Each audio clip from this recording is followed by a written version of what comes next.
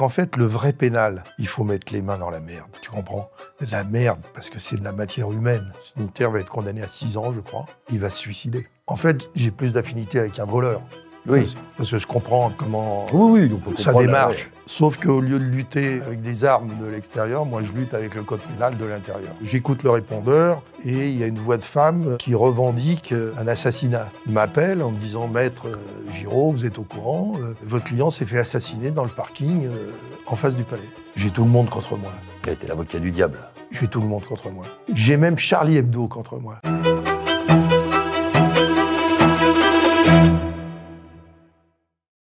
Aujourd'hui, je reçois Denis Giraud. Denis, bonjour. Denis, c'est 50 ans de barreau, un des plus grands pénalistes français, on va le dire. Tu as défendu les plus gros braqueurs que notre pays a connus ces dernières années. Merci d'être venu, Denis. C'est moi qui te remercie. Pourquoi tu deviens avocat et pourquoi tu deviens avocat pénaliste surtout? Alors Jérôme, ça c'est une bonne question, parce qu'en fait c'est le départ de l'aventure. Hein. En fait, moi je suis né dans un milieu modeste et je suis né en banlieue, entre Montreuil et Vincennes. Ça aura des conséquences pour la suite. Et en fait, si tu veux, je voulais être journaliste. Je voulais être grand reporter. Moi, mes idoles quand j'étais jeune, c'était Michel Honorin, Christian Brincourt, tu vois, les mecs qui parcouraient le monde. Et à l'époque où j'ai ma licence en droit, je bosse pour financer mes études. Je suis boursier, j'ai pas beaucoup de thunes, tu vois, et je suis chauffeur de maître. Je travaille pour des ambassades la nuit. Et donc, quand je passe mes examens, je loupe Sciences Po, je loupe le stade supérieur, et le seul examen qui me reste, c'est CAPA, avocat, et je suis reçu, il faut 135 points, j'ai 135 points. Je passe de justesse. Et le début de l'aventure, c'est ça, c'est que je vais être avocat parce qu'il faut gagner sa croûte. Ah oui, c'est pas une vocation. Non. Et mes parents, j'habite en face d'une usine, tu vois, à Montreuil, et mon père me dit, tu vois, tu vois arriver les gars le matin avec la gamelle, bah, si tu réussis pas tes études, tu vas finir comme eux. Et donc, si tu veux, à l'époque, il faut que je m'en sorte, quoi. Il faut que j'ai faim, et donc je deviens avocat, un petit peu par hasard. Et pourquoi pénaliste? Alors pénaliste parce que en fait, c'est le seul milieu que je peux intégrer rapidement, entre guillemets, le milieu, parce que je connais les codes, je connais le langage de la rue, j'ai vécu avec ces gens-là, j'avais des potes qui sont devenus des voyous. Et donc, en fait, si tu veux, c'est naturel pour moi de me diriger vers le pénal, parce que je connais personne dans le milieu financier, je connais personne... Ouais, tu vas pas faire du droit des affaires. Voilà. Donc, naturellement, je me dirige vers le pénal. Et puis, je me dis que c'est peut-être là où je serai le plus à l'aise. Tu te lances? Premier client. Alors, je me lance difficilement, parce que il faut que tu saches que, enfin, tu le sais déjà, c'est très dur au début quand tu n'as aucune relation. Donc, début difficile. D'abord, il faut trouver un stage. Et moi, mon premier stage, c'est chez un civiliste qui est le père d'une de mes copines de fac qui me prend pour aller faire les courses. Je vais lui acheter ses cigarettes, je promène le clébard. Et donc, je suis dans un petit bureau, tout seul, avec une vieille lampe. Et donc, c'est pas facile au départ. Et puis, t'es pas payé à l'époque. Aujourd'hui, les jeunes sont payés, moi, je suis pas payé. Et donc, si tu veux, la sélection, elle se fait naturellement entre ceux qui ont faim et ceux qui n'ont pas faim. Donc, moi, je fais partie de ceux qui ont faim. Alors toi, tu te sers pas, par exemple, je sais rien, de tes connaissances du quartier en te disant « Bon, j'ai des potes qui ont fait les voyous, je suis avocat pénaliste, tiens, peut-être qu'ils vont avoir besoin de moi. » Et tu recrutes pas d'abord autour de chez toi pour les copains de l'école en disant « Au fait, les gars... » Alors, tu recrutes pas parce qu'en fait, d'abord, il faut te faire connaître. Donc, tu travailles au départ... tu fais des commissions d'office. Mais il y a des gars de mon quartier qui vont grandir avec moi et qui vont devenir des gens intéressants et on va grandir ensemble, si tu veux. Mais les premiers clients, tu sais, c'est le bouche à oreille, c'est les copains. Et puis, au départ, t'es pas bon, t'es mauvais. Tu sors de la fac, on t'a appris la théorie, mais on t'a pas appris la pratique. Donc, j'ai toujours dit, il faut 10 ans pour que tu sois déjà un bon petit avocat, tu vois. Donc, tu fais des stages. Moi, je bossais dans beaucoup de cabinets, à gauche, à droite. Et puis, la chance que j'ai eue, en tout cas, le petit coup de booster, c'est que, en fait, j'arrive chez Alberno. Tu vois, Alberno, à l'époque, c'est quand même... c'est du lourd. C'est l'équivalent d'un gros cabinet pénaliste. C'est l'équivalent de Tixier-Vignancourt, Biaggi, tout ça. Ouais, c'est des gros pénalistes de voilà, l'époque. J'ai 22 ans quand je suis avocat, tu vois. Donc, je suis un petit jeune et je travaille pendant 5 piges. Et à un moment donné, j'arrive chez Alberno. Et Alberno, il a une collaboratrice au pénal qui n'est pas bonne et qui n'a pas envie d'aller en prison. Et il a des gros clients. Et je vais aller commencer à avoir des mecs en prison. Et là, je vais me lier d'amitié avec mon premier gros client, qui est un mec qui s'appelle Francis Fernandez, qui est un braqueur de Toulouse et qui va me prendre à la bonne et qui va m'aider, qui va m'envoyer des clients, si tu veux. C'est la petite graine qui va semer et qui va faire que... Tu sais, quand t'es jeune et que t'en veux, les mecs le sentent. Et puis, je vais faire un bon bout de parcours avec lui. Quand tu vois ce mec-là la première fois, bon, même si tu viens de la rue, enfin, t'as l'habitude de ce monde-là, t'es pas complètement déconnecté, t'as pas grandi sous la Tour Eiffel, donc bon, tu connais un peu ce genre de personnalité. T'es quoi? T'es impressionné? Tu te dis, faut pas que je me manque avec ce genre de mec parce que ils jouent quand même une partie de leur vie. Bon, toi, au pire, ça sera une faute professionnelle ou un peu d'amateurisme au départ, mais le mec, lui, il risque de se prendre 10 au lieu de 2. Ou... Est-ce que tu as ce genre d'appréhension au début? Parce que c'est pas les affaires familiales, quoi. Enfin, non, il faut que tu saches. Au début, c'est très dur. Parce que t'es pas prêt, t'es pas habitué, même si tu as vécu un peu, tu connais un peu le monde de la rue. Là, tu passes au stade supérieur. Oui, voilà. Là, tu passes au grand banditisme. Donc, t'es pas prêt. Et il y a beaucoup de jeunes qui se flambent.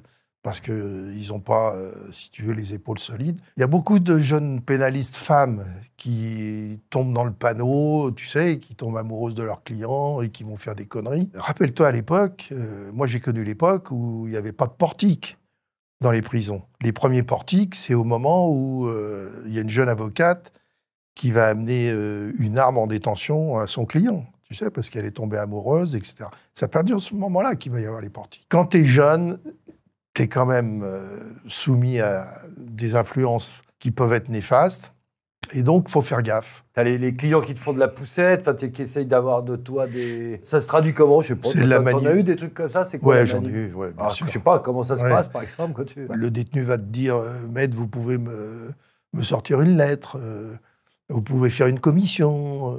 Il y a un ami qui va venir vous voir. Voilà. Est-ce que vous pouvez dire à un tel que l'argent se trouve là ou tu vois. Donc, tu es toujours un peu... tu es sollicité. Tu es sollicité, et d'un autre côté, tu as envie de te faire ta clientèle. Donc, tu vois, tu es soumis à des influences qui peuvent être dangereuses.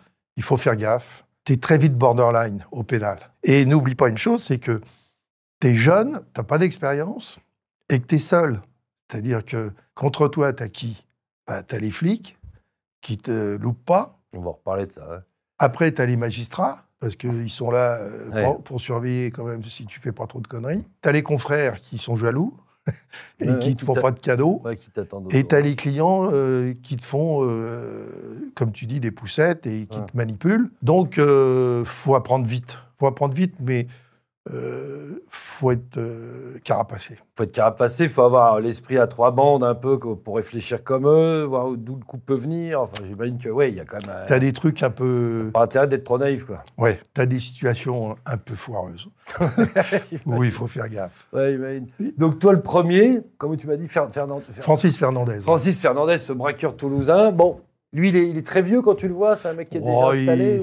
Ouais, il a 10 piges de plus que moi, tu vois, mais c'est un brave mec et on s'entend bien. Et il va me prendre à la bonne et il va m'envoyer des clients. Et comme c'est un mec qui a une certaine stature, tu sais, je te parle dans les années... Je suis avocat en 75, dans les années 80, 85. Il m'envoie des braqueurs, il m'envoie des mecs intéressants. Est-ce que c'est la grande époque des braqueurs? C'est la grande époque. Et puis des mecs qui ont un peu vécu, tu vois, et qui sentent qu'ils peuvent compter sur moi. Donc c'est important. Ils se disent, tiens, un petit jeune, mais un mec solide, malgré les avatars, malgré les vicissitudes du boulot, parce qu'il faut gagner sa croûte. C'est un métier passionnant, mais c'est chronophage, tu vois, c'est très difficile. Ouais, il faut Tu peux pas avoir une vie privée.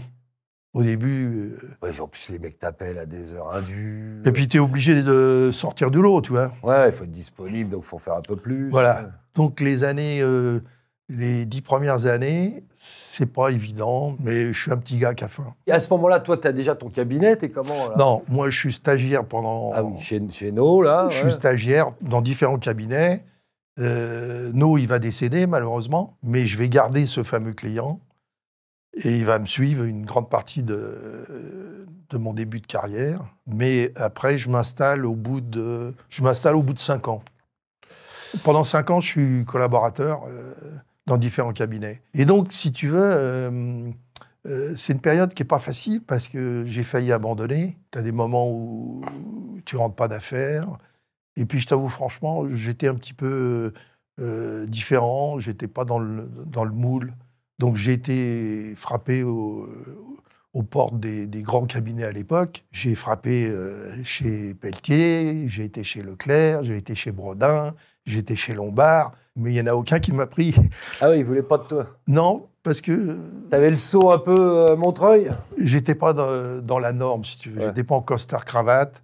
Et donc, j'avais déjà un esprit un peu rebelle. J'allais te le dire, le rebelle du barreau. Ouais, et un peu indépendant. Donc, mon parcours a été plus long. Ouais, je comprends. Tu vois, j'avais pas de réseau. Oui, il a fallu te faire un peu tout seul. Je me suis fait tout seul. Et j'avais pas de copains qui me faisaient rentrer dans les affaires. Tu vois. Alors, mais pénaliste comme ça, quand on est très spécialisé avec les gens du grand banditisme, on va le voir, parce que c'est forcément ça va. Toi, finalement, ceux qui t'ont fait la clientèle, c'est tes clients. Oui, c'est ça. Parce que, heureusement, le milieu, comme on l'appelle, c'est un petit milieu. Donc, les gens se connaissent. Donc, comme ça que ça marche quand on est avocat pénaliste et qu'on est bon et qu'on fait ce genre de... Le malfaiteur dit professionnel, j'entends. C'est pas celui qui tue sa femme, hein, mais celui qui fait... voilà. Jérôme, c'est comme chez toi, les journalistes. Il y a une sélection naturelle qui se fait. Et après, on entend parler de toi.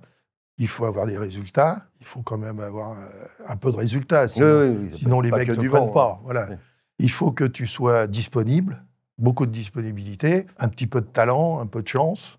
Et puis après, tu t'accroches avec des mecs, tu fais un bout de parcours. Et puis, il y a des mecs, si tu veux, qui te lancent, quoi. Tu vois. Ils sont prescripteurs auprès des autres. Voilà, ouais. C'est un peu le showbiz.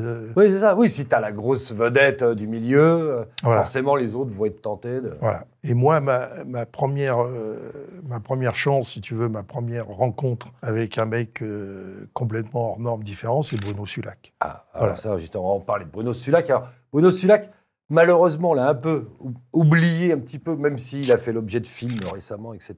Bruno Sulac, c'était le gentleman braqueur. C'est un peu le braqueur de cartes postales de cinéma. Comment tu le rencontres, ce garçon? Donc, c'est dans les années 80. Bruno Sulac, ça va être la vedette du braquage de ces années-là. Ouais. Moi, je suis avocat en 75 et je rencontre Bruno dans les années 80-81 par l'intermédiaire de son garde du corps. Un Serbe.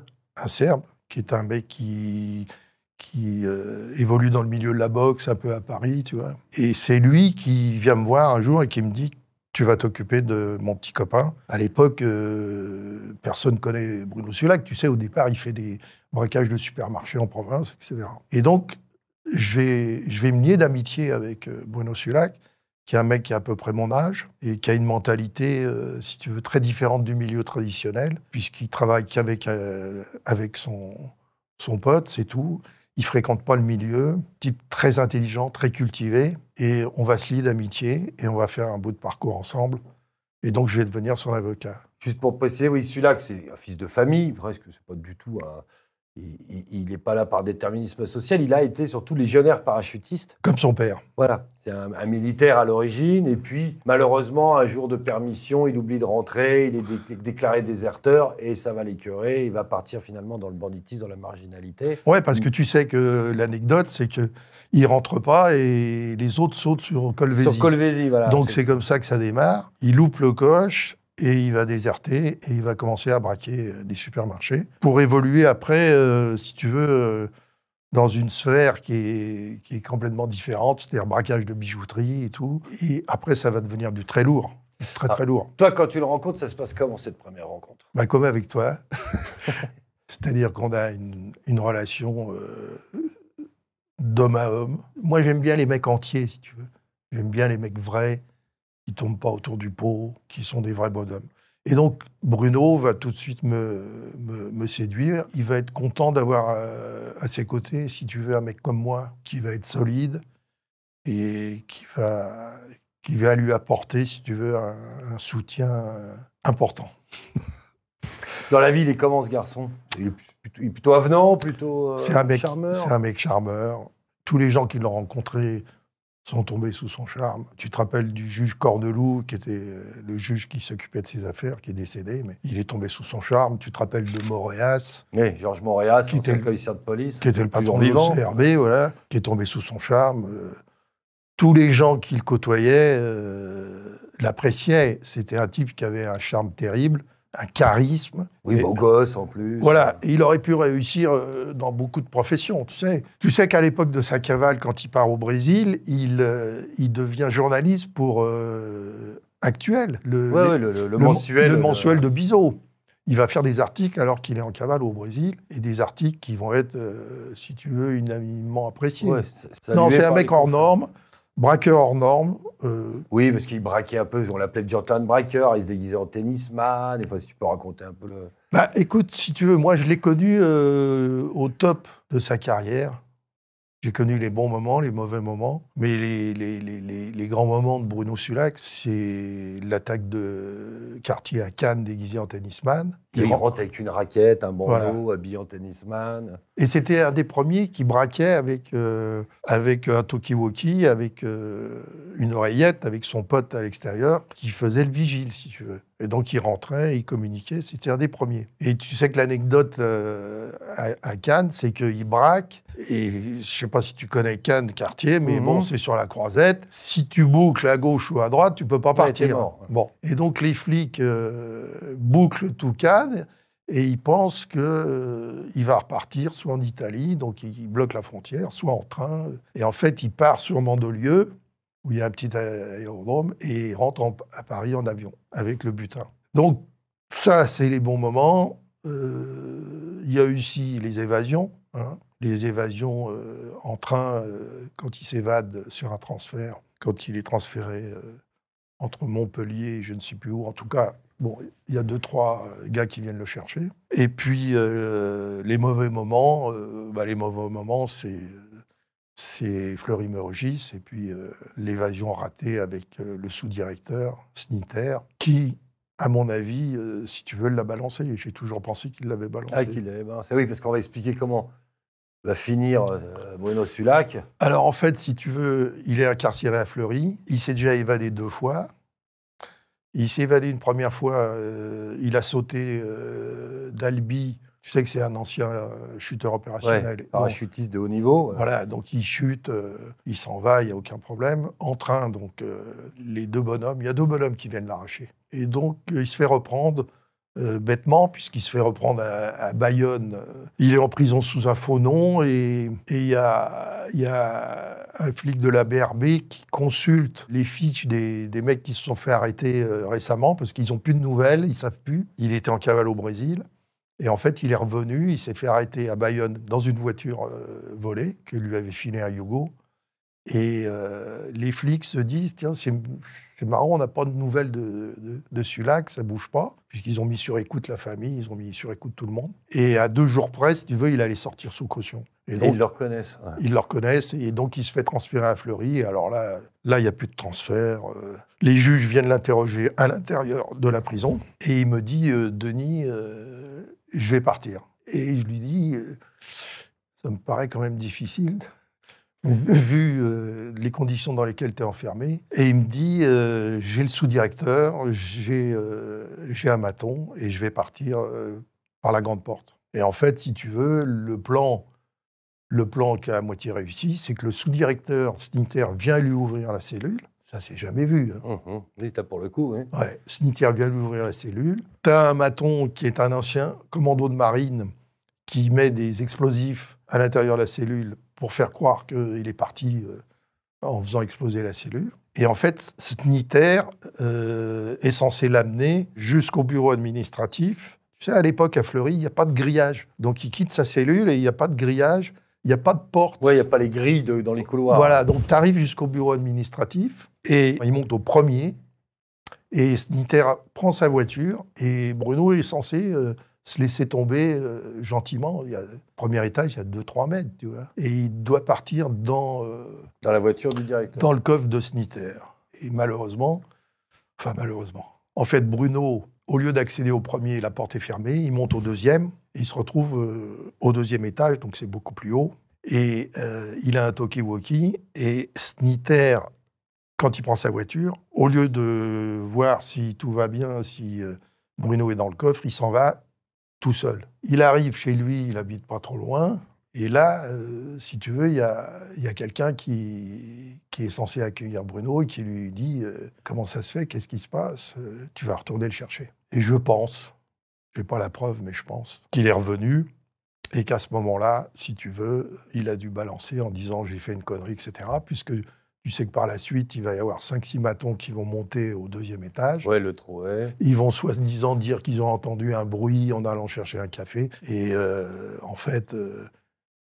ils vont y aller avec des barres de fer, ils vont voir que c'est Sulac, et il va se faire taper dessus quand il est au 2e, et il va tomber. Et quand il tombe, si tu veux, il tombe comme un sac de linge, et donc il se fait fracasser.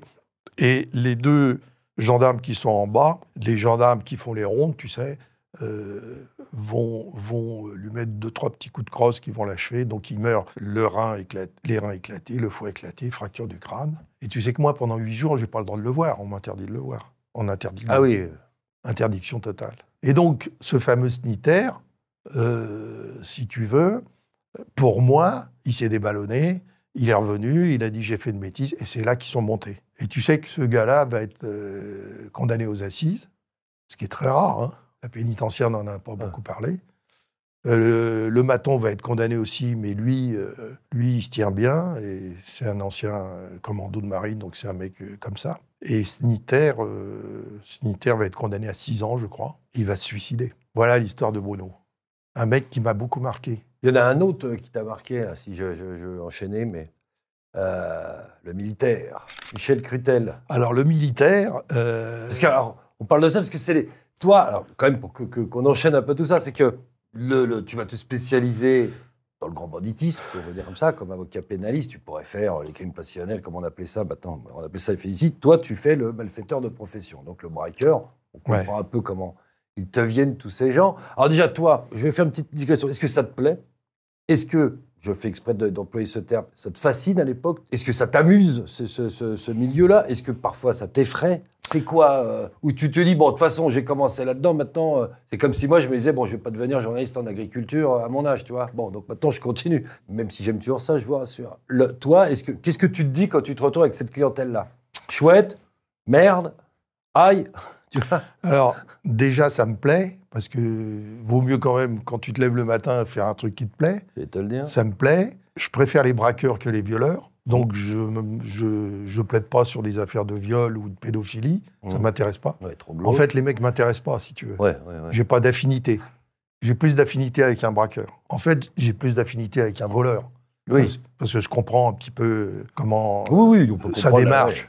Et après, je tombe sur des mecs hors normes, quand même, sur des mecs intéressants. Oui, c'est pour ça qu'on va continuer sur les parcours, parce que toi, t'es pas tombé sur le braqueur lambda. Je tombe sur des mecs hors normes, Ouais. et pour répondre à ta question, je lutte avec eux contre le système. Ouais. Toi, t'as une petite revanche sociale aussi. Je lutte avec eux, sauf qu'au lieu de lutter avec des armes de l'extérieur, moi, je lutte avec le code pénal de l'intérieur. Mais je lutte contre le système, si tu veux, d'accord ? Ah ouais, En étant avocat de braqueur, tu luttes contre le système parce que, alors on va me dire, oui, mais c'est des voleurs, c'est des sales mecs, mais il y a des bons mecs, tu sais, et puis il y a des délinquants en col blanc qui sont des crapules. Donc je suis plus attiré par ces mecs-là. Et puis un côté moins hypocrite, un peu plus entier. Ouais. Voilà, ils ont choisi leur vie. Tout à fait. Et donc je vais lutter de l'intérieur et je vais me battre contre le système. Donc je me bats contre les flics, qui bien sûr...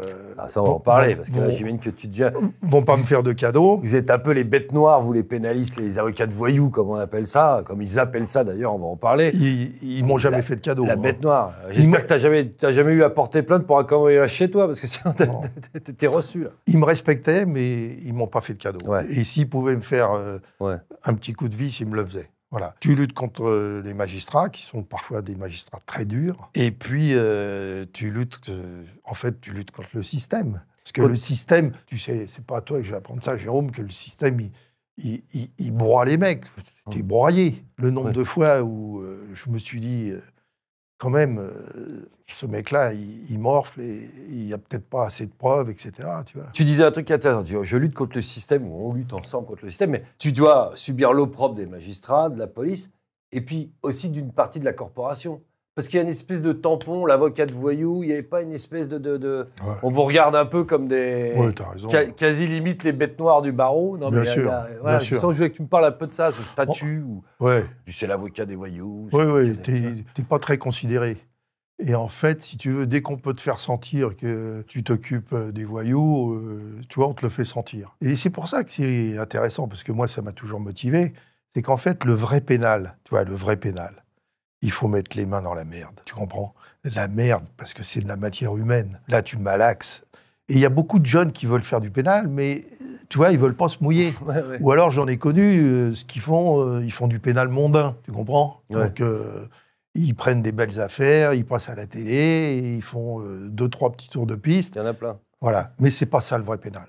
Le vrai pénal, c'est dur, c'est douloureux, tu as de la souffrance, tu as de l'inquiétude. Tu rentres chez toi le soir, tu te dis, je sais pas si j'ai bien fait ou si j'ai pas bien fait. Tu te demandes si tu vas pas avoir un emmerdement qui va te tomber dessus. C'est ça le vrai pénal. Et le vrai pénal, tu vois, c'est passionnant, mais ça te bouffe de l'intérieur. C'est usant. Ouais. Donc, c'est vrai qu'à un moment donné, t'es pas considéré. Sauf que quand tu commences à avoir des belles affaires et que tu as des résultats et que tu arrives quand même à bien te démerder, à bien plaider et à être dans les gros dossiers, bon, après, les gens te respectent. Mais ça prend du temps, Jérôme, ça prend du temps. Au début, Il faut s'accrocher. petit regard suspicieux au début. Voilà. Et puis, l'ordre des avocats, il faut que tu saches que moi, à mon époque, ça a peut-être changé maintenant, je sais pas. Tu n'as jamais eu un bâtonnier pénaliste, hein. Jamais. Bon, Ouais. Tu as eu un vice-bâtonnier qui était pénaliste, mais en fait, si tu veux, si tu as un emmerdement, faut pas que tu comptes sur... Sur la solidarité de tes collègues. Voilà. Si jamais tu as fait une connerie, parfois, ils sont même plus durs que les magistrats. Donc, tu es un peu tout seul, ballotté, si tu veux, au milieu de l'océan, et il faut que tu sois équipé. Question client, tu as eu des... Alors, on parlait de Michel aussi. Ah oui, alors on va revenir sur tes clients célèbres, là, parce que justement, fort de cette bonne réputation professionnelle, tu vas voir arriver... On parlait de Michel. Alors et Michel Crutel, voilà, dit le militaire. Voilà, qui était aussi un mec de Drancy. Voilà, qui était pas très loin. Donc, alors, pour ceux qui ne connaissent pas, qui ne sont pas parisiens, c'est la banlieue est parisienne, voilà. La banlieue ouvrière parisienne. Voilà. Exact, qui était un fils d'ouvrier. Et c'est un mec qui commence par les vols de bagnole, et puis qui va monter en grade, et puis il va finir, comme tu le sais, comme étant un membre de la Dream Team. Donc, Michel, ça devient aussi un pote, parce qu'on s'entend bien, on est un peu pareil, on aime les voitures américaines. Et je vais te faire une confidence. Je suis parti aux États-Unis avec Michel. On est partis ensemble. On a passé des bons moments ensemble. Ah oui, c'était un vrai copain. Alors. C'était un vrai copain. Et donc, on a acheté nos premières bagnoles américaines ensemble. On les a ramenées en France. Et donc, c'était un mec que j'aimais beaucoup. Ouais. Ah oui, alors pour le situer, Michel Crutel, donc on a surnommé le militaire, on ne sait pas qui d'ailleurs, il était à l'origine d'une équipe qu'on va appeler la Dream Team, enfin que la police va appeler la Dream Team dans les années 90, qui va devenir la plus célèbre équipe de braqueurs, hein, tu m'arrêtes si je dis des conneries, spécialisée dans les centres forts, les attaques d'Airbus même, on les avait soupçonnés d'avoir braqué un Airbus sur un tarmac à Perpignan, en 95, si je ne m'abuse, etc. Donc, et on les a appelés la Dream Team parce que c'était à l'époque des Jeux Olympiques de Los Angeles, qui avait l'équipe des basketteurs, c'était la Dream Team. Bon, voilà. Donc c'était une équipe de braqueurs qui réunissait, disait, raconte-nous un peu, les grosses pointures d'un peu partout. Quoi. La Dream Team, si tu veux, elle naît à Poissy. À la centrale de Poissy. Voilà, oui, à la centrale de Poissy, pas à l'école l'école hôtelière de Poissy.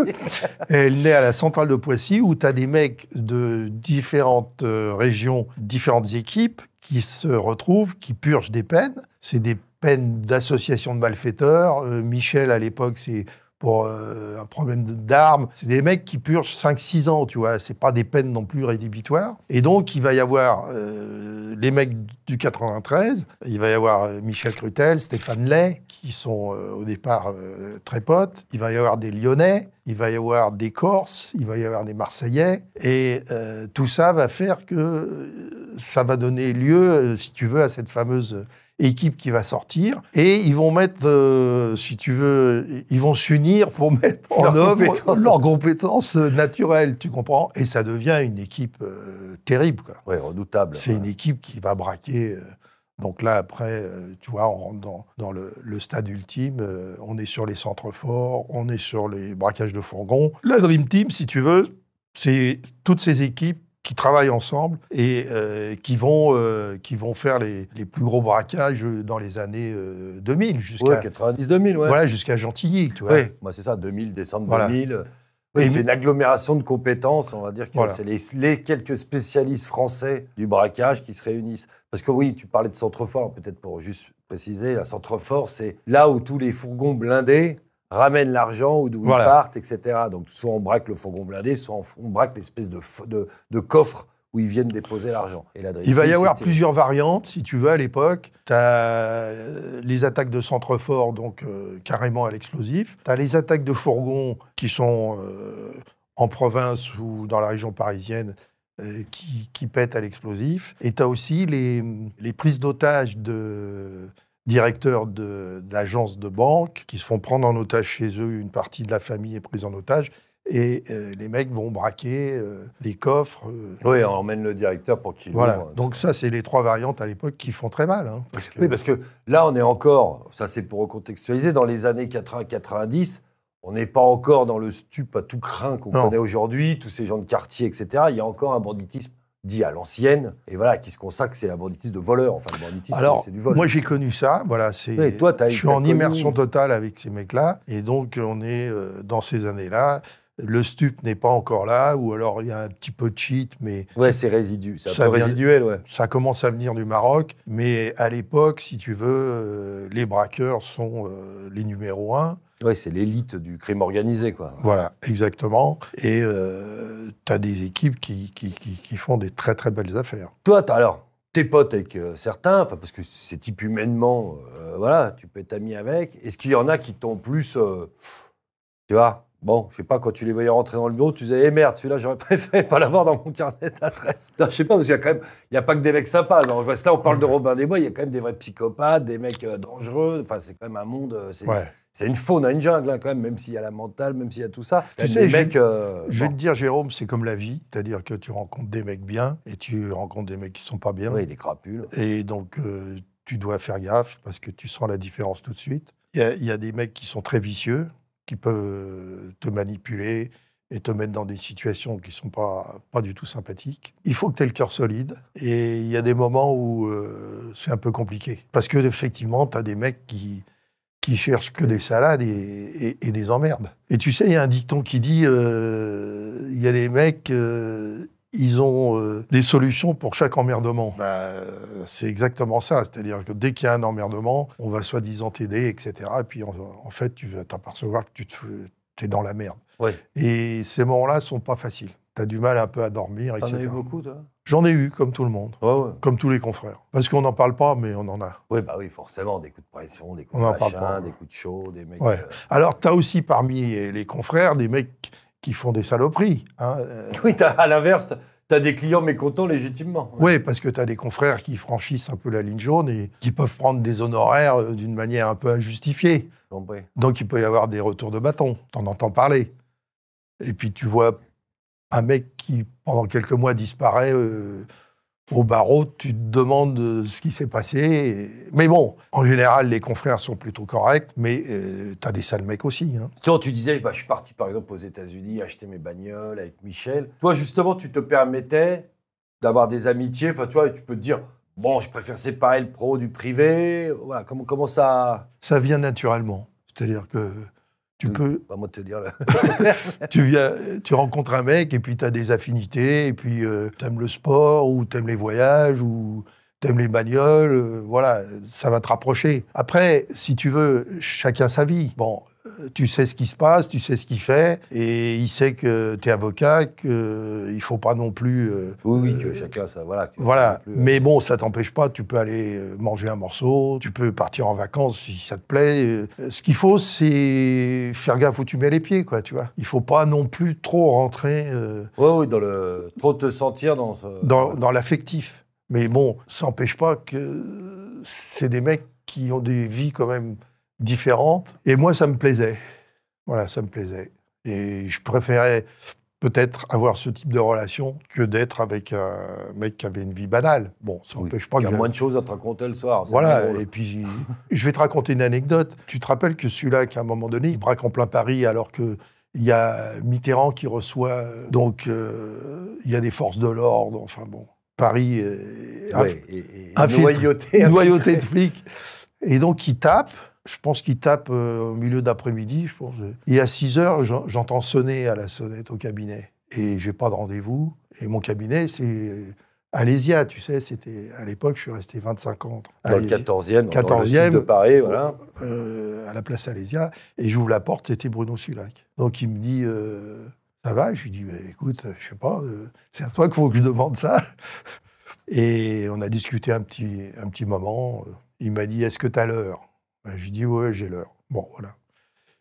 Il venait de braquer la plus grosse bijouterie. Et donc, toi, c'est des moments quand même un peu hors normes. Et tu te dis, je vis des instants qui sont un peu différents, tu vois. Mais j'ai eu aussi des moments qui n'étaient pas très agréables. Je plaide au palais une après-midi. Et je rentre au cabinet, j'écoute le répondeur, et il y a une voix de femme qui revendique un assassinat. Tu vois? J'écoute sur ton répondeur? Sur mon répondeur. Elle dit, voilà, c'était une crapule, c'était une balance, etc. Et la présidente devant qui j'ai plaidé pour le client m'appelle en me disant, Maître Giraud, vous êtes au courant, votre client s'est fait assassiner dans le parking en face du palais. Donc, on avait plaidé l'affaire et le type est sorti. Après le délibéré, donc moi, j'ai eu le temps de rentrer au cabinet, si tu veux. Ouais. Et il s'est fait... et lui, il s'est fait tuer... Il s'est fait tuer dans le parking en face du palais. Le vieux palais, tu sais, la cité. Ouais. Et donc, j'avais une voix de femme... qui revendiquait cet assassinat. Ouais. En disant c'était un salopard, on l'a tué. Ouais. Incroyable. Ah oui, il y a des trucs bizarres. Ouais. J'ai filé la bande à la criminelle... Mais enfin, on n'a jamais retrouvé. Ouais, ils n'ont jamais retrouvé. Ouais. Mais enfin, tu vois, c'est des moments un peu... Ah ouais, c'est mieux, c'est plus haut en couleur que les divorces. Et donc, Michel, c'était vraiment un pote. Et tu vois, malheureusement, si je devais tirer un bilan de tout ça, et non pas la morale de l'histoire, mais tous les mecs qui étaient un petit peu différents et qui étaient un peu devenus des amis... ils sont tous morts. Bruno est mort, Michel Crutel est mort. Oui, Michel Crutel, on va dire, il a été assassiné en 1996 en Espagne alors qu'il braquait un entrepôt qui contenait du shit d'une autre équipe. Ouais, il est mort à Algeciras. Voilà, il y avait un gardien à l'intérieur quand il a voulu passer la fenêtre qui lui a mis un coup de fusil de chasse, si je ne m'abuse. Ouais. Et il est mort comme ça. En fait, Michel, il part le soir, il dit à sa femme, il embrasse sa femme, il avait 2 enfants quand même, tu vois. Et il lui dit, bon, je reviens tout à l'heure, et puis en fait, il n'est jamais revenu, quoi. Et donc, les gens avec qui il était l'ont déposé à l'hôpital d'Algeciras, mais enfin, il était déjà mort, et les flics français descendent et prennent son ADN pour vérifier que c'est bien lui. Donc, si tu veux, c'est des vies... Bruno Sulac, il est mort à 36 ans, hein. Il est mort très jeune. Oui, de toute façon, les vies de voyous, c'est malheureusement... Mais tu vois, c'est des mecs qui te disent... Denis, je ne pourrais pas rester toute ma vie en tôle. Tu sens que... il va se passer quelque chose, mais ils n'accepteront pas. Rappelle-toi à quelle époque où Bruno Sulac décède, c'est l'époque des QHS, c'est l'époque de... les quartiers de haute sécurité, c'est l'époque dont on reparle aujourd'hui. Ouais. C'est l'époque de Roger Nobel-Peace, c'est l'époque de Michel Vaujour, tout ça. Tu vois. Et donc... oui, tu avais des régimes carcéraux très durs, et donc, des peines très longues. Moi, il m'avait dit, je ne resterai pas. Je ne resterai pas. Mais tu ne peux pas te mettre à leur place, parce que c'est eux qui font la tôle, c'est pas toi. Hein. Justement, quand on parle des clients auxquels tu pouvais t'attacher, voilà, cette clientèle, elle a changé quand même. Dans ton cabinet, tu as vu arriver des nouveaux profils, ils ont dû te manquer, tes gentleman braqueurs. Parce que... Ça a disparu. Oui, j'allais te dire, aujourd'hui... le vieux braqueur à l'ancienne. Tu as vu le truc changer, toi? J'ai vu le truc changer. En fait, si tu veux, je l'ai vu changer au moment où je me suis aperçu que mes clients braqueurs devenaient... trafiquants de stupes. Voilà. Et donc... ils se reconvertissaient là où il y avait l'oseille, tu vois. Et donc, la mentalité a changé, les codes ont changé. Bon, tu me diras, chez les braqueurs, il y avait aussi des balances, il y avait des crapules, mais moins quand même que dans les stupes. Parce que les stupes, c'est pas à toi que je vais apprendre que c'est là où il y a le plus d'indices. Bah oui. Non seulement il y a le plus d'indices, mais en plus, tu as des affaires qui sont orchestrées, dirigées, montées et avec soit des flics ripoux, soit des indices. Enfin, d'ailleurs, moi j'ai constaté, si tu veux, que parmi mes clients braqueurs qui se reconvertissaient, il y en avait beaucoup qui échouaient. Soit ils terminaient en tôle, soit ils se faisaient tuer sur des règlements de compte, sur des histoires de... Tu sais, moi, j'ai défendu un mec, tu as dû en entendre parler, qui s'appelait Jacques Grandjean. Oui, un Lyonnais, ouais. Un Lyonnais qui était un bon mec aussi, qui était un copain aussi, qui était devenu un copain. Qui est un braqueur, qui était parti s'installer en Espagne pour faire les stupes. Voilà, et qui était un mec qui au départ, c'est un gros braqueur, Jacques Grandjean, tu sais. Oh ouais. C'était un brave mec. Hein. Je l'emmenais au football avec moi. Il adorait le football. À l'époque, j'étais au football à Cannes, j'étais dirigeant de Cannes. Ah oui, de l'AS Cannes, du club de foot de Cannes. L'AS Cannes, et donc, je te raconte une anecdote. Grandjean se fait condamner à Lyon, il sort au bout d'1 an, et le lendemain, il y avait un match à Cannes. Et donc, je l'invite, et comme il aimait le foot et les footballeurs, à l'époque, je le faisais descendre dans les vestiaires, tu vois, pour sentir l'odeur des vestiaires, tu vois, c'est exceptionnel. Oui, les footeux, bah oui. Voilà. Et donc, il y avait des flics de Lyon qui étaient devant leur écran et qu'on dit « Putain, comment ça se fait, Grandjean, il est dans les vestiaires à Cannes, il est sorti hier, tu vois. » C'était un mec que j'aimais beaucoup. Ouais. Et donc, dans la lignée des...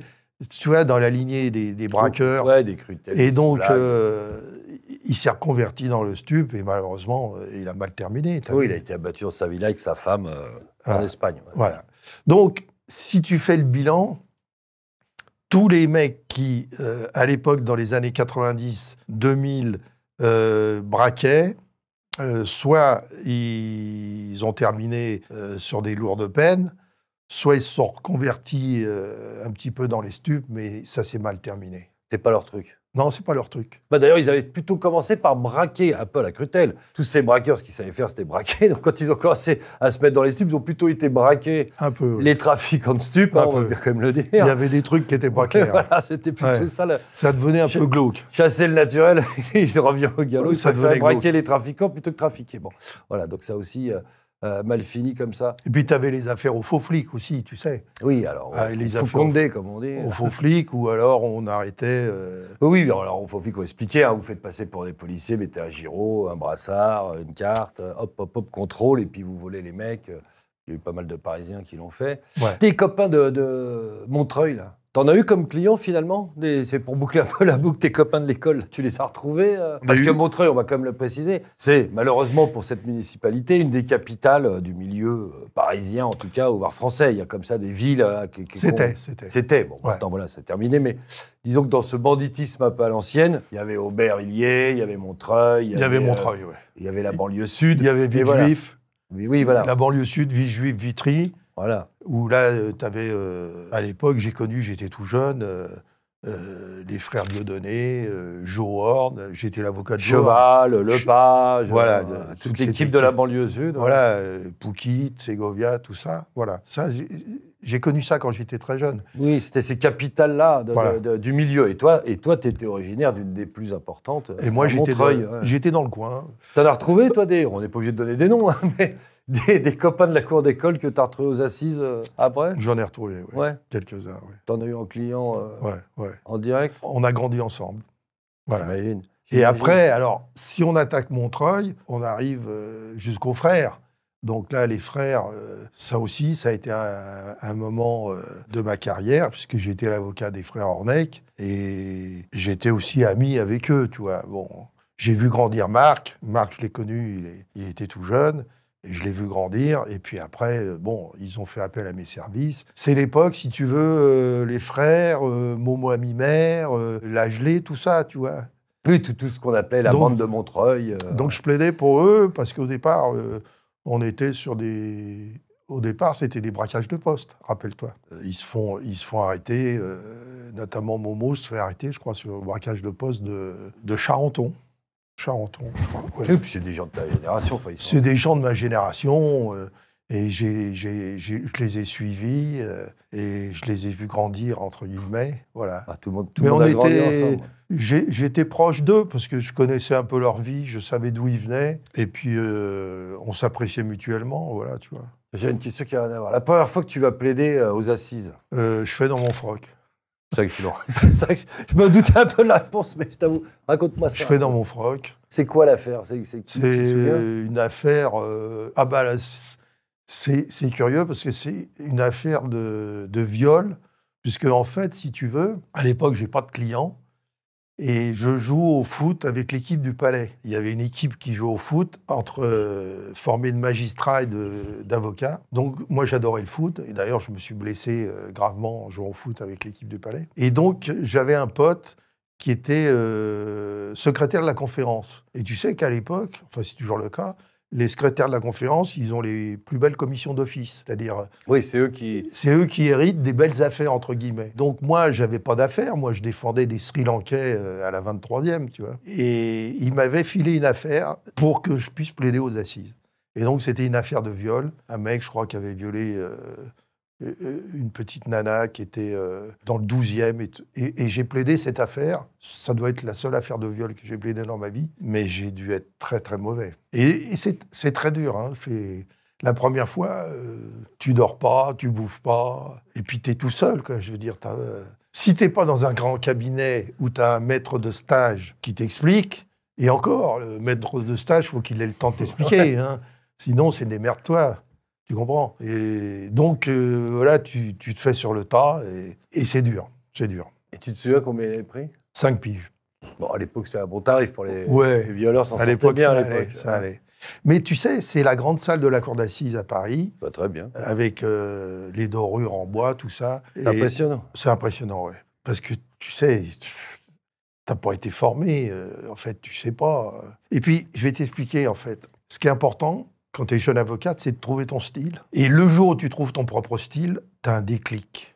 Mais avant, tu vois, tu es une éponge. En tout cas, moi, j'étais une éponge. Et moi, je vais te dire, j'allais écouter les grands. J'allais à la cour d'assises, incognito. Je ne mettais pas ma robe et j'allais dans le public. Et quand je savais qu'il y avait une belle affaire et quand je savais qu'il y avait un grand avocat, j'allais écouter. Et je me nourrissais de tout ça, tu vois. Et donc, les mecs qui m'ont nourri, tu vois, c'est des mecs comme Pelletier. Jean-Louis Pelletier. Voilà, Jean-Louis Pelletier, qui était aujourd'hui disparu. Le top. Voilà. Oui, qui était le grand PS. Il avait été l'avocat de Mérine, voilà. Il avait été l'avocat. Et il avait 10 ans de plus ou 15 ans de plus que moi, tu vois. Donc, quand tu allais l'écouter, c'était extraordinaire. Donc, tu te nourrissais de tout ça. J'allais écouter Pollack. Quand Pollack montait à Paris, tu allais l'écouter. Ouais. Pollack, c'était nous sommes des mendiants, mais nous sommes des mendiants d'honneur, parce que nous ne mendions pas notre propre liberté, mais nous mendions pour les hommes que nous défendons. Ça, c'est des trucs... Mais je le plaide encore. Je le plaide encore. Ah, tu l'as récupéré, celle-là? Oui, je l'ai récupéré, parce que c'est tellement fort, c'est tellement beau. Je ne sais pas si c'est Pelletier ou peut-être Furbury, ou je ne sais pas. Si le juge était plus juste, peut-être le criminel serait-il moins coupable. Voilà. Tu balances ça, tu vois, et tu dis au magistrat, vous avez 3 heures. Mais c'est magnifique, ça. Ouais. Si le juge était plus juste, peut-être le criminel serait-il moins coupable. Et des fois, je rêve d'une plaidoirie où je me lèverais, je dirais ça et je me rassois. C'est extraordinaire, ça. Mais ça, tu peux le faire que dans des affaires où tu es mort. Oui, de toute façon...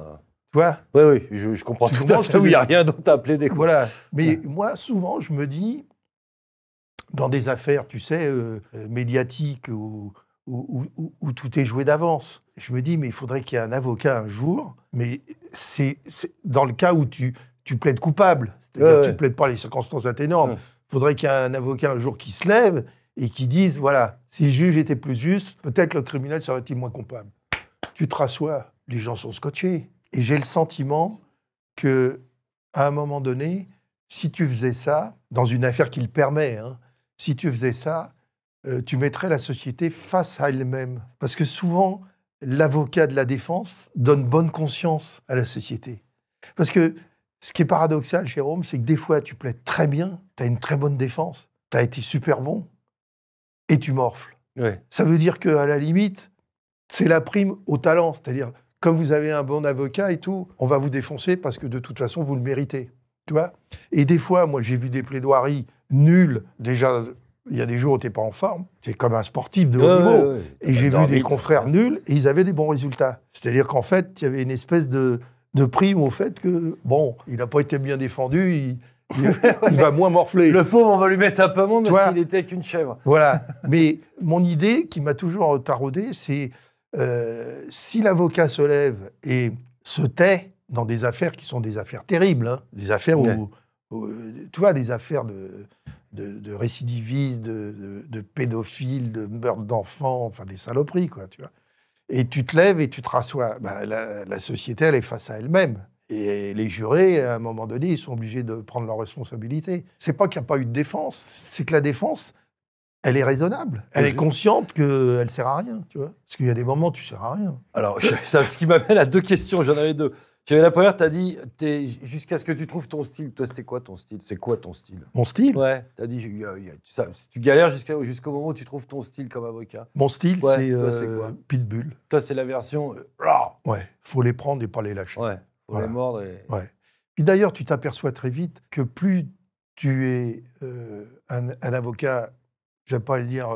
non, mais offensif, on va dire. Offensif, combatif, Ouais. plus tu es respecté. Si tu es avocat et que tu te couches, tu te fais écraser et tu ne te fais pas respecter. C'est un peu le sens de la vie. C'est un peu le sens de la vie. Non, mais ce que je veux dire, c'est que, tu sais, c'est pas facile quand tu es aux assises, que tu as une semaine, 15 jours de procès, que tu es défoncé, que tu as ta vie privée et qu'on te lâche et puis tu as le sort d'un mec entre les mains. Tu vois, il faut y aller quand même. Faut en avoir dans le coffre. Alors, il y avait 2 trucs qui me venaient à l'esprit. Quand tu es avocat de braqueur, moi, tu vois, je me fais l'avocat du diable. Je me dis, moi, je suis braqueur.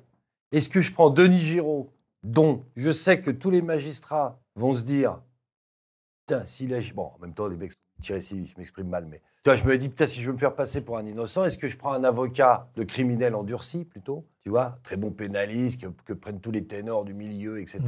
T'as jamais eu ça des clients qui se disaient, bah non, monsieur, maître, je vais pas vous prendre parce que comme on sait que vous défendez que des cadors du milieu, les mecs vont me classer tout de suite dans cette catégorie. Ouais, tu vois ce que je veux dire ? Il n'y a pas ça arrive. Ce truc au bout d'un moment où ça se retourne finalement d'être trop bon ou trop... T'as raison, ça arrive. Il y a des gens qui te le disent, mais à la finale, ils reviennent te voir et ils te disent, finalement, j'aurais dû vous prendre. Ouais, parce que de toute façon, j'ai plus morflé que le mec qui était pas plus morflé, mais à la limite, il aura quand même morflé, mais il aura des regrets. Ouais. Bon, donc...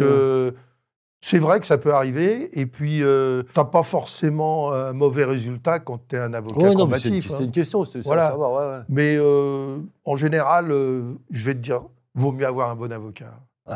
Dans les affaires un peu chaudes, l'expérience prouve que vaut mieux être assisté par quelqu'un de solide. Parce que tu te dis, comment t'arrives des fois à défendre des mecs où ils sont carbonisés. Enfin, tu vois, ils ont des casiers jusque-là, ils arrivent pour des affaires, des grosses affaires, machin organisé. Comment t'attaques un dossier comme ça, quoi ? Tu te dis pas là, de toute façon... Qu'est-ce que tu leur dis aux mecs en disant, bon les gars, c'est plié, ça va être 2 chiffres, parce que là, de toute façon, à part un vice, un truc que je te trouverais de procédurier, tu vois. N'oublie pas que tu as 2 sortes de plaidoirie, c'est simple. Tu as la plaidoirie coupable et la plaidoirie non coupable. Donc coupable, ça veut dire tu plaides les circonstances atténuantes. Il faut atténuer. Hein. Non coupable, tu plaides le dossier. Moi, je suis plus à l'aise quand je plaide le dossier. Tu veux, quand je rentre dans le dossier, que je défonce le dossier. Je suis plus à l'aise. Bon, mais ça, c'est mon tempérament. Mais pour répondre à ta question, tu dis pas à un mec, ça va être à double chiffre. Tu dis au mec simplement, voilà, c'est ma philosophie. C'est ça que ça m'intéresse. Tu dis au mec, je vais faire le maximum pour vous, monsieur. Voilà. Mais j'ai aucune garantie à vous apporter. Le dossier est difficile, mais peut-être que je vais pouvoir ferrailler sur tel et tel point et tel point. Et surtout, tu lui dis, je vais faire 50% du boulot et vous allez faire 50% du boulot. Si on n'est pas comme ça, on n'y arrivera pas. Donc vous aussi, vous devez être bon. Vous aussi, vous devez connaître votre dossier. Vous aussi, vous devez donner une bonne impression à la cour. Donc 50%, c'est vous, le reste, c'est moi. Vous faites le gentil. Moi, je serai toujours le méchant. Mais si jamais vous avez besoin de moi, si ça chauffe, je serai là. Voilà, je suis votre rempart. Et ça marche. T'as des mecs qui ont été leur pire avocat pour eux-mêmes ? Ouais. T'en souviens ? T'en as un en particulier ? Je sais pas, t'en as un en particulier ? Non, j'en ai pas un, mais t'en as... c'est une catastrophe parce que, si tu veux... T'en as, tu leur dis, faites attention à ça, et puis ça dérape à l'audience. Et puis, Jérôme, tu as une question d'intelligence. La différence, elle se fait là aussi. Ouais. Parce que tu as beau être dans le box, si tu es un peu intelligent, tu sais comment, Oui, comment naviguer. comment te positionner. Et puis, tu as des mecs, tu leur dis, bon, je vais dire ça, je vais plaider ça, tu plaides 2 heures, et surtout, ne dites rien, sauf si j'ai oublié quelque chose. Ouais, mais surtout, Mais en vous la 2 fermez, heures, en 2 heures, en général, t'oublies pas, tu vois. Enfin, bon. Et le mec se lève et il repart sur une... Ouais, il te fait une horreur derrière. il te fait une diarrhée verbale de 1/4 d'heure, et là, tu t'enfonces, quoi. C'est mort. Bon, puis tu as des gens qui se croient plus intelligents que tout le monde. Hein. Oh, oui, il y a le mec qui sera mieux que toi. Ah, bah, tu as des mecs qui sont avocats. Hein. Ils sont avocats, mais ils tournent dans la cour. Ils sont avocats dans la cour. Ils ont lu beaucoup. Mais ils sont... Ouais, ils vont t'expliquer le, Oui, le ils vont métier. t'expliquer. T'expliquer le métier. Voilà. T'en as qui sont venus, qui ont retourné le bureau, Non. Non, t'as pas ce genre de... Ça, c'est quoi? C'est plutôt la clientèle actuelle, ce genre de mec? T'avais pas ça? Parce que ça, tu l'entends de temps en temps chez les pénalistes, dire le sauvageon de banlieue en rigolant, mais tu vois, qui vient, qui a un peu moins de respect pour la fonction, qui va un peu... ça, chez les voyous, plus à l'ancienne, tout ça... Non, moi, j'ai pas connu ça. Ce que t'as connu, toi, il y avait pas J'ai ça. connu des mecs qui étaient dangereux, mais qui n'étaient pas non plus... Ouais, pas des psychos qui déboulent chez toi. Non, tu peux avoir des situations un peu délicates. Bon, il faut savoir un peu maîtriser. Mais encore une fois, si tu veux, la différence, elle se fait entre les bons mecs et les sales mecs. De toute façon, un sale mec, il restera un sale mec. Oui, dans tous les cas, donc s'il t'emmerderas, de veut, toute façon. voilà, s'il veut t'emmerder, il va t'emmerder, que tu sois dentiste ou avocat. Maintenant, la nouvelle clientèle, bon, moi, je suis un peu en fin de parcours. Tu vois, j'ai pas trop de contact avec la jeune clientèle, sauf avec des mecs qui sont dans des affaires un peu... Ouais, un peu costaud. un peu costaud, au-dessus. Mais bon... Tu sais, c'est un métier, on est comme les acteurs, c'est un peu alimentaire. Tu as des acteurs qui sont des acteurs top niveau, qui ont fait des navets parce qu'il faut qu'ils mangent. Il y a les impôts à payer. Et nous, les avocats, c'est un peu pareil. Tu vois, des fois, il faut que tu rentres des affaires parce qu'il faut que tu fasses ton chiffre. Hein, parce que tu es tout seul. Hein, je veux dire, c'est un métier quand même qui est dur. Hein. Tous les jeunes maintenant cherchent la sécurité. C'est pas un métier sécurisant, je te le dis. Hein. Il y a des fins de mois, des fois difficiles. Mais bon, c'est passionnant. Il y a beaucoup de tes confrères qui veulent que j'écrive mes mémoires. Ouais, tu devrais. Et alors, je leur ai dit, si j'écris mes mémoires, il faut que je me mette en cavale. Bon, alors, attends un petit peu encore. Parce que les mémoires, c'est quand même la vérité. Ah bah oui, là, s'il faut tout dire... Donc là, il faut que... Oui, il y a un temps pour tout. Il faut que je parte loin. Il y a un temps pour tout. Alors moi, j'ai un petit questionnaire pour toi. Est-ce qu'il y a un méchant de fiction? De fiction ou de réalité? Oh, les deux. Tu vois. Est-ce qu'il y a un méchant dont tu rêverais d'être son avocat? Alors, fiction, Robin des Bois. Ouais. Réalité, Jérôme Kerviel. Ah, t'aurais aimé défendre Jérôme Kerviel? Ah ouais, parce que là... Ah, t'étais contre le système, là. Ouais, là, t'étais dans ton rôle de rebelle, d'avocat. J'aurais défoncé le système. Ouais. La pire stratégie de défense à laquelle t'as assisté, tu t'en souviens? Où tu t'es dit, oh putain, là, le mec, il aurait pas dû... Mienne ou celle de confrère? Non, auquel tu as assisté. Je te demanderai pas ça. J'ai du respect pour ta carrière, Denis. Est-ce qu'il y a un truc, sans citer le confrère, évidemment, où tu t'es dit, waouh? Oui. Et tu t'en souviens? Non. Oui, bon. Oui, je m'en souviens. Oui. Qu'est-ce qu'il avait décidé de faire, le mec? C'était à Rennes, dans une grosse affaire de stup. On était 2 avocats pour le même client. Et moi, je plaidais non coupable et je voulais donc combattre le dossier. Et lui voulait plaider coupable et donc, en fait, essayer de convaincre le client de reconnaître les faits. Donc, c'était un peu délicat. N'avouez jamais. Ouais, et puis en plus, l'expérience a prouvé que j'avais raison, puisqu'on a eu un bon résultat et que je me suis battu et qu'il n'a pas plaidé. Il valait mieux pas qu'il plaide. La phrase qu'un avocat ne doit jamais prononcer. En audience? Je sais pas, ou devant ton client, dans le bureau, je sais pas. Il y en a une qui est un peu triviale et l'autre qui est un peu... Vas-y, on s'en fout, entre nous. On s'en fout. Tu sais que quand une audience s'arrête, le président se lève, il dit l'audience est suspendue. Et quand on a envie de déconner entre confrères, on dit mes couilles aussi. Ah oui, effectivement, c'est de la haute poésie, effectivement. Et l'autre devant un client? L'autre devant un client, je suis un bon avocat parce que je connais la loi, mais je ne suis pas un grand avocat parce que je ne connais pas le juge. D'accord. D'ailleurs, ça fait penser à des trucs. C'est un mythe, ça, est-ce qu'on peut toucher les magistrats en France avec des enveloppes, Denis? Est-ce que tu l'as vu? Est-ce que tu dis, il y a toujours le mythe du tu peux toucher le proc, là, le machin, des enveloppes. Écoute, est-ce que est-ce que c'est dans les films, ça, ou est-ce que ça marche? J'y croyais pas. Ouais. J'y croyais pas. Mais quand même, j'ai vu des trucs curieux qui m'ont laissé penser que c'était possible. Des résultats bizarres, des décisions. Avec certains étranges. avocats et certains magistrats. Ouais. Je l'ai vu. Tu sais, 50 ans de carrière, Oui. à un moment donné, tu vois des trucs un peu... T'as l'œil, tu sais Enfin, ce qui est t'as normal l'œil, et pas normal, en tout Oui, cas. tu sens des trucs quand même un peu... Un peu scabreux. Voilà. Un peu Alors, tu flottant. peux avoir les réseaux, c'est-à-dire, tu peux avoir les réseaux politiques, Mhm. tu peux avoir les réseaux francs-maçons, tu peux avoir les deux, puis tu peux avoir aussi le problème Ouais, une enveloppe qui se balade. de la corruption. Ouais. Mais personnellement, j'ai jamais vu ça, mais j'ai vu des trucs curieux. Qui t'ont un peu étonné. Avec ma naïveté légendaire. Tu n'as pas pensé à mal tout de suite, mais Non. après, à la Oui. réflexion, tu t'es dit, c'est Voilà. étrange. Est-ce qu'il y a une plaidoirie qui t'a fait hurler de rire en 50 ans? Est-ce qu'il y en a une La, où t'as la mienne ou... Non, non.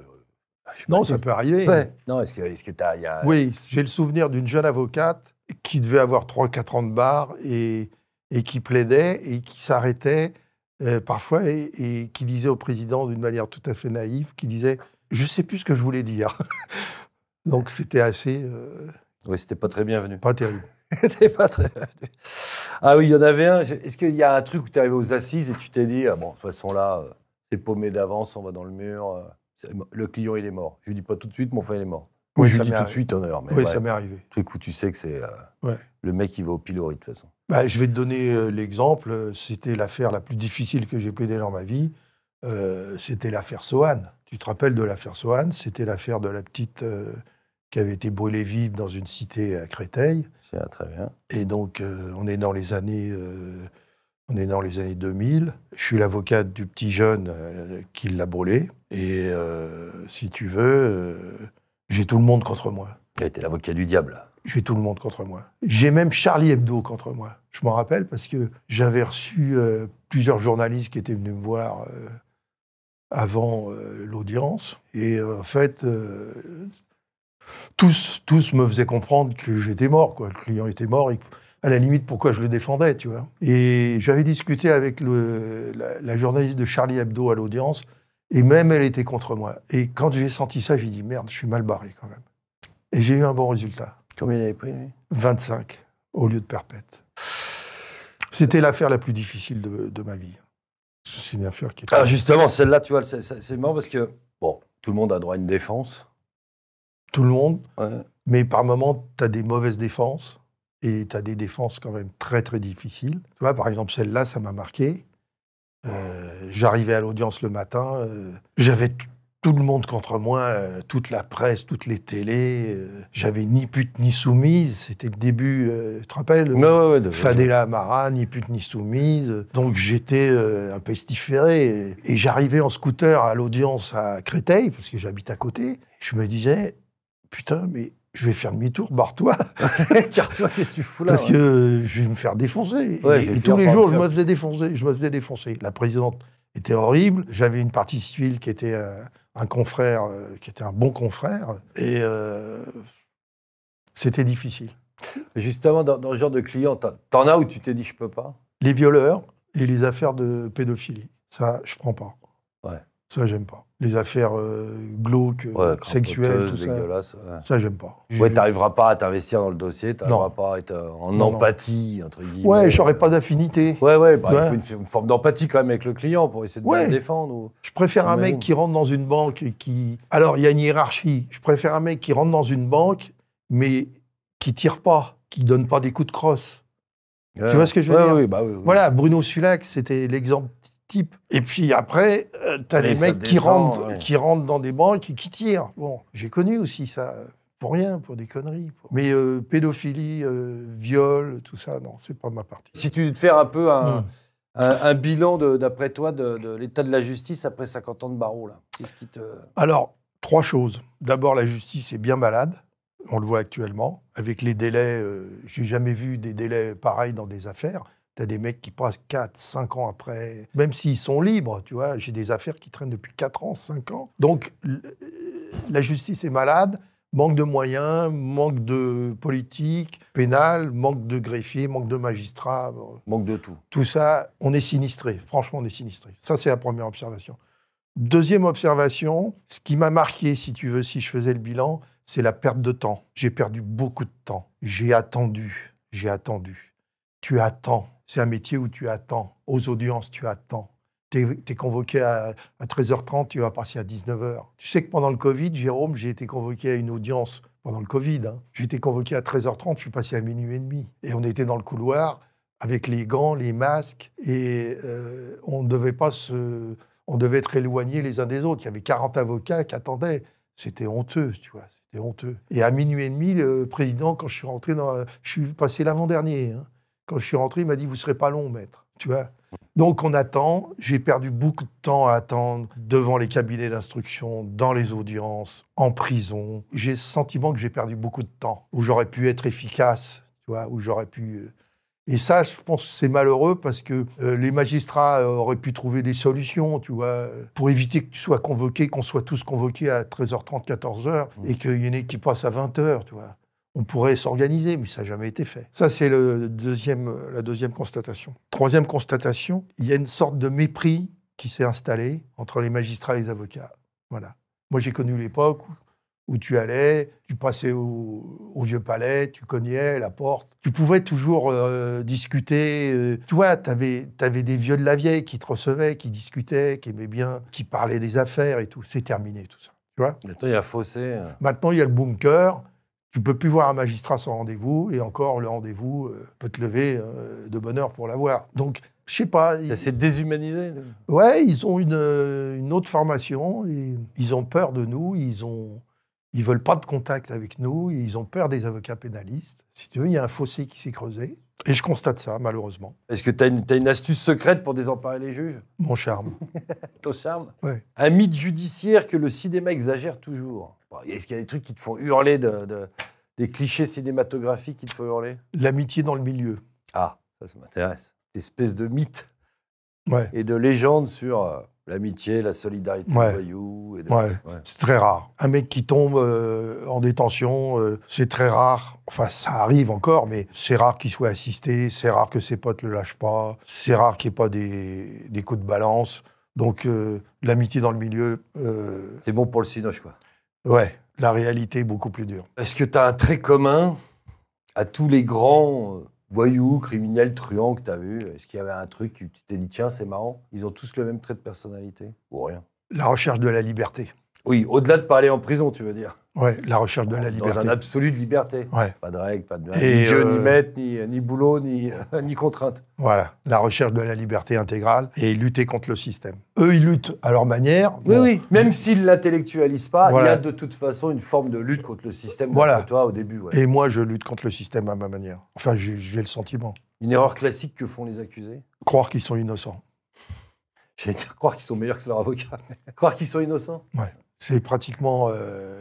c'est très rare qu'un mec te dise « Bon, maître, je l'ai fait, je suis coupable ». Alors, quand t'es jeune, t'es un peu déstabilisé, puis après, c'est le dossier qui parle. Donc, après, le mec, il peut te raconter ce qu'il veut. Oui, quand tu vois qu'on a retrouvé chez lui l'arme de Après, t'es un technicien, tu vois. T'es un technicien.